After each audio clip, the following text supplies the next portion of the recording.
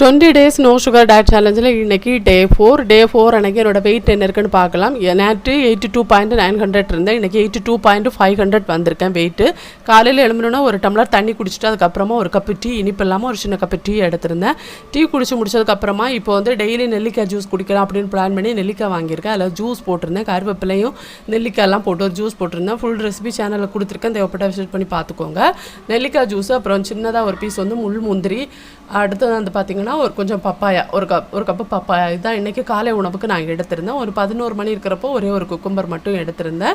வெள்ளரிக்காய் சாப்பிட்டு முடிச்சதுக்கு அப்புறமா லஞ்ச் சாப்பிட்டிருந்தேன். மதியம் ஒரு 12 மணி இருக்கிறப்போ லஞ்ச் 2 சப்பாத்தி மீன் குழம்பு கொண்டக்கடலை கிரேவி அப்புறம் கீரை பொரியல் அது கூட வந்து காலிஃப்ளவர் பொரியல் இவ்வளவும் எடுத்திருந்தேன். ஒரு 200 கிராம் வெஜிடபிள்ஸ் வர மாதிரி எடுத்திருந்தேன். ஈவினிங் ஒரு கப் டீ இனிப்பு இல்லாமல் எடுத்திருந்தேன். கூட ஒரு கைப்பிடி அளவுக்கு நட்ஸ் எடுத்திருந்தேன்.